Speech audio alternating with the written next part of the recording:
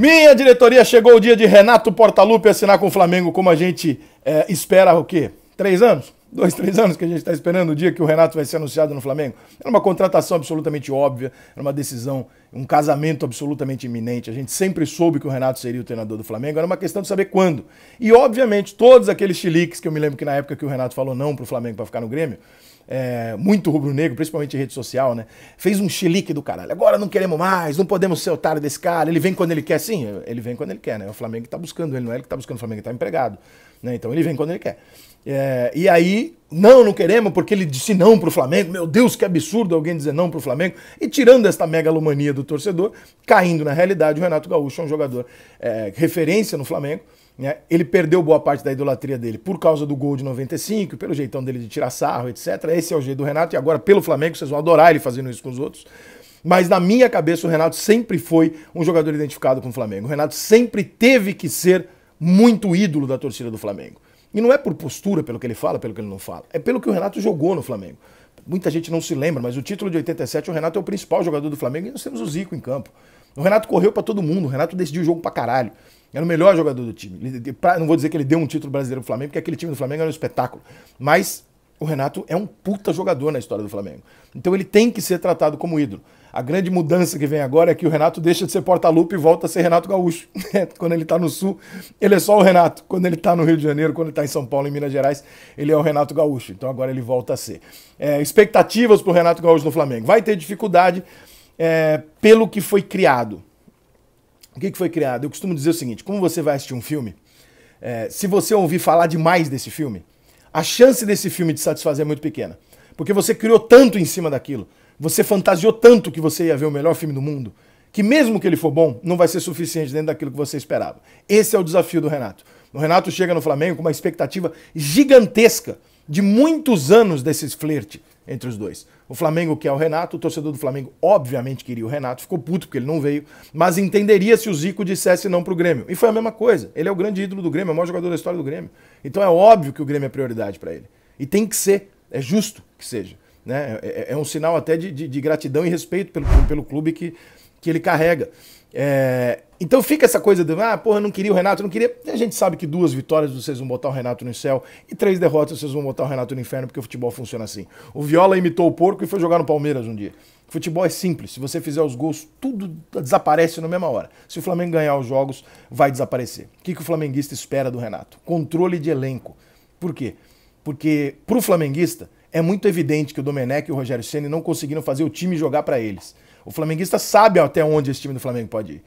Todo mundo viu 2019, começo de 2020. Todo mundo sabe o que esse time pode jogar. Então não é uma questão de, talvez deu liga, não deu. Não, deu liga. Deu liga. Todo mundo sabe até onde esse time pode ir. E ele tá muito longe do que ele pode ir.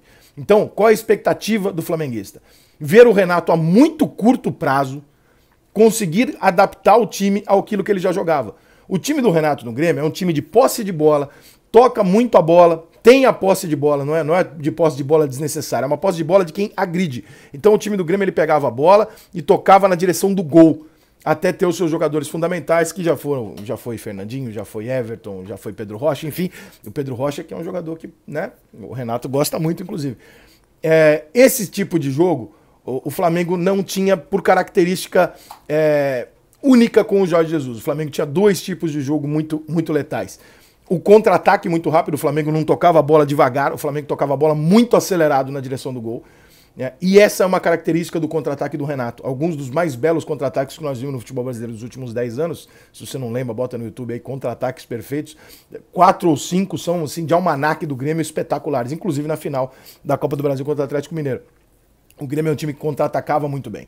E é um time que, com a posse de bola, sabe tocar a bola até criar uma oportunidade de gol. Para isso, o Renato sempre fez uso de jogadores muito talentosos, o que no Flamengo não vai ser um problema para ele.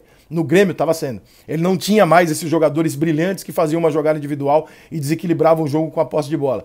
Hoje, no Flamengo, ele vai ter. Ele vai ter o Arrascaeta, o Everton Ribeiro, o Gabigol, o Bruno Henrique, enfim, Diego Ribas, grandes jogadores que com uma bola conseguem resolver a partida. Então, a expectativa do flamenguista é muito alta, pelo que ele viu no Grêmio, pelas características que o Flamengo tem e por saber que esse elenco do Flamengo pode ir muito longe. É muito nítido que os jogadores do Flamengo gostam do Renato. A gente viu isso nos confrontos com o Renato, como você via no final do jogo, os jogadores resenhando com ele e tal. É muito difícil alguém do futebol não gostar do Renato, né? Ele é uma figura polêmica e tal, mas ele é uma figura boleira. O Renato é um boleiro. Todo jogador de futebol queria ser o Renato. Né? O Renato é muito uma figura de que, não só o jogador, né? O Renato é uma figura muito do que o homem gostaria de ser, né? Pô, o cara é bonitão, tá nem aí, praia, pagode, tá tranquilo, tal, milionário, joga futebol, pega a mulherada, pô, todo mundo tem como referência. Jogador de futebol, então, olha pro Renato e fala, pô, queria ser esse cara. Então ele tem esse respeito e eu acho que a curto prazo, a primeira reação que o Flamengo vai demonstrar é de ambiente. O Flamengo não vai mudar sem treinamento contra o Defensa e Justiça, isso não vai acontecer. Só que o ambiente do Flamengo tende a mudar. E é essa a grande expectativa. Tudo que o Rogério tinha, e a gente ouviu aí no áudio do auxiliar, além de informações de bastidores que a gente tem, de uma postura difícil, já é um cara de difícil acesso, um cara um pouco mais arrogante na maneira de tratar, de falar e tal, o Renato não tem. Então, a tendência é que o Renato corrija isso no vestiário de imediato. E o Renato é tão inteligente, ele é tão esperto, que ele vai chegar lá tendo ouvido isso da diretoria do Flamengo. E ele vai chegar lá sabendo o seguinte, o que está incomodando esses caras? A postura do treinador em relação a eles. O que eu vou mudar primeiro? É isso. O que o Renato vai fazer? Dar um afago nos caras, trazer o time para ele, né? E aí, depois que ele trouxer o time para ele, ele começa a fazer um ajuste ou outro. E o Renato Gaúcho não tem nem muito ajuste para fazer. Esse time do Flamengo, na verdade, é aquele tipo do time que quanto mais você mexe, pior fica. Porque já estava tudo rodando quase perfeito. Não precisa inventar. O Flamengo tem peça de reposição. O Flamengo perdeu o Gerson. O Thiago Maia é um grande jogador. Né? O Flamengo pode perder o Gabigol, tem o Pedro. O Flamengo pode perder um jogador na lateral, tem o Mateuzinho, se perdeu o Isla. Enfim, o Flamengo tem peça de reposição e o time titular do Flamengo ainda é muito forte. Né? Então, resumidamente, esse casamento era absolutamente óbvio, a gente só não sabia quando ia acontecer. O Renato, eu até hoje não sei se o Renato estava esperando o Ceni cair ou se ele estava esperando o Tite cair. Mas que ele estava claramente em Ipanema sabendo que ele estava esperando o melhor. Daqui eu vou pegar o filé. Ele sabia disso. E, como disse em relação ao Rogério Ceni, mantém em relação ao Renato Gaúcho. Esse time do Flamengo, ele não é obrigado a ganhar nenhum torneio de mata-mata, porque mata-mata, né, 90 minutos, uma bola aqui, uma bola ali, e você perde e ganha o jogo, como aliás acabou de acontecer com a seleção brasileira. Um erro da defesa do Brasil e a Argentina ganhou o campeonato.